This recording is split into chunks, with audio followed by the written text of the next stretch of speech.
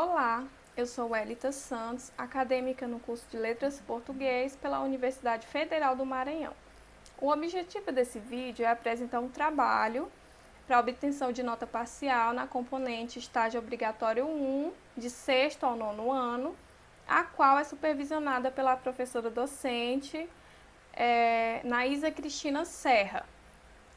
Esse trabalho ele consiste na gravação de uma microaula com tempo estipulado de 10 a 15 minutos. O tema ficou livre.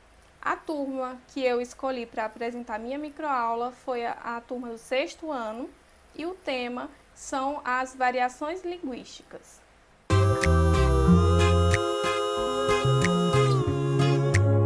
Desejo a você o que... Olá, 6º ano, eu sou a professora Welita, sejam todos bem-vindos a mais uma aula de língua portuguesa e o nosso conteúdo de hoje são as variações linguísticas.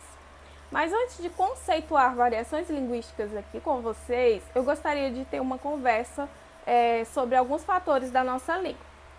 Primeiro, que linguagem tem um conceito diferente de língua, tá? A linguagem é a nossa tentativa de se comunicar, ou seja, independente de idioma, tá? É qualquer forma de comunicação, interação com outras pessoas. Então, gestos fazem parte da linguagem, tá?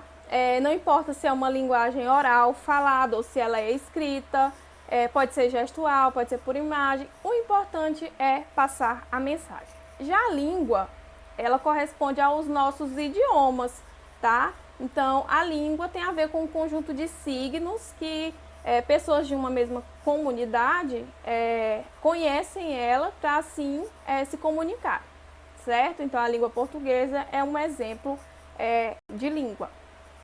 Então, após sabermos que a língua são os idiomas, né, esse conjunto de sinais, de signos organizados, a gente precisa ter em mente que a língua ela é viva. Mas o que isso quer dizer, professora? Que ela modifica-se de acordo com alguns fatores, tá? Linguístico, extralinguísticos. A língua ela pode variar, pode se modificar, tá? Então, levando em consideração tudo que foi dito, as variações elas correspondem a essas diferenças que uma mesma língua sofre de acordo com alguns fatores, né, como regionais, sociais, históricos e culturais, como eu já havia falado. As variações têm por principal, né, característica o fato de várias línguas se misturarem. Então, por isso, eu vou usar aqui o nosso contexto brasileiro, por justamente haver essa mistura, né, de línguas, ou seja, misturas de culturas que resultaram em misturas de idiomas e línguas diferentes. Então, lembrando aqui do período da colonização, antes dos portugueses chegarem aqui, a gente sabe que já existiam mais de 350 línguas dos povos nativos, ou seja, dos indígenas, certo? Então, com a chegada dos portugueses, misturaram-se línguas dos portugueses e dos povos nativos. Por mais que não tenha se misturado assim com permissão, né? Mas acabaram se misturando. Nesse mesmo período da colonização, os povos portugueses trouxeram para cá quem? Os povos africanos. Tendo em vista que os povos africanos, né, que a África é um continente, então vieram para cá vários povos da África com línguas diferentes, idiomas diferentes, certo? Então, ali já tiveram mais misturas, né? Além desses povos, né, que já citados, vieram para cá holandeses, franceses, trouxeram suas culturas, trouxeram suas crenças, trouxeram suas culinárias, costumes e, consequentemente, trouxeram sua língua, seus idiomas.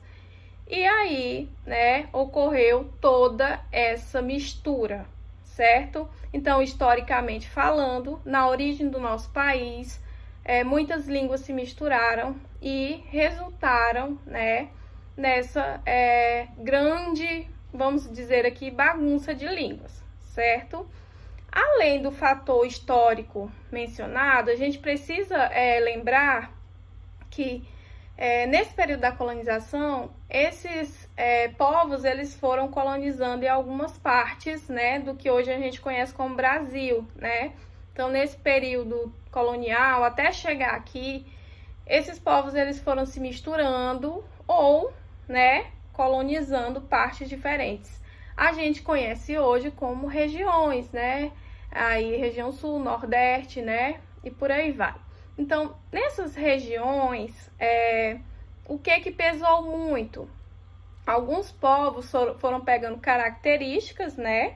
De, vamos supor, holandeses, franceses, portugueses, pegando algumas palavras, né? Algumas misturas de línguas, como a indígena. Então, essa mistura resultou na grande variação que temos aqui no nosso país, né? Então, além de todos esses aspectos mencionados, né, de mistura, aí vem essa outra questão que é a social, né? De como se organiza a língua portuguesa para a gente aqui. Existe uma linguagem formal ou considerada culta, que é aquela língua que acompanha a gramática normativa, como é escrito, né? Esse tipo de língua geralmente é utilizado por pessoas mais estudadas, pessoas que tiveram acesso à educação melhor, né? Geralmente aquelas pessoas que fizeram tiveram ensino superior, faculdade, certo? E temos também a nossa linguagem coloquial, informal, né? Que é aquela língua que não acompanha a gramática normativa ao pé da letra, aquela que vem nos dicionários, que é escrita nas literaturas e tal. Então, ela pega mais sobre a regionalidade, ela pega mais sobre gírias, né? Falando, dependendo do lugar que esse devido público está inserido, se é numa comunidade, que a gente conhece como favela, se é no interior, né? Então, essa segunda forma de linguagem, a coloquial, é aquela linguagem também que a gente não usa muitas regras, certo? A gente conversa com pessoas que geralmente é mais conhecidos, mais próximos, mais íntimos, então a gente não acha que tem tanta necessidade de se falar uma língua muito organizada, né, que acompanhe a escrita, certo? Então, também existe o preconceito dentro da forma como utilizar a língua, tá? Essas pessoas que geralmente usam a língua coloquial, elas sofrem um tipo de preconceito, tá? E como todo preconceito, ele exclui, ele machuca.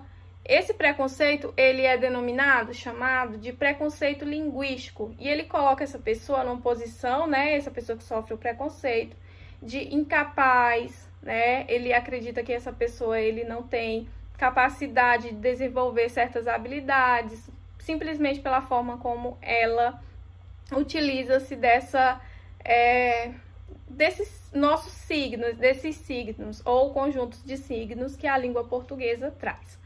Então, o primeiro passo é deixar, né, de lado esse preconceito linguístico, levando em consideração todos os fatores mencionados, né, o histórico, criação da nossa língua, da nossa própria identidade, né, aqui no Brasil, por exemplo, cultural, né, social, que geralmente a sociedade ela se organiza de uma forma que colocam pessoas consideradas cultas como superiores a pessoas consideradas não cultas, né? Inferiores. Então, geralmente todos esses preconceitos acontecem por isso, o racial, né?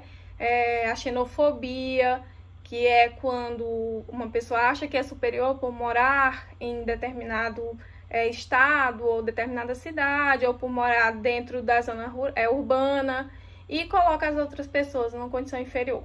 Então, vamos deixar de lado o preconceito linguístico justamente por saber, né, conhecer agora os fatores que fazem com que aconteça as variações. Então, vamos passar para a nossa atividade, tá?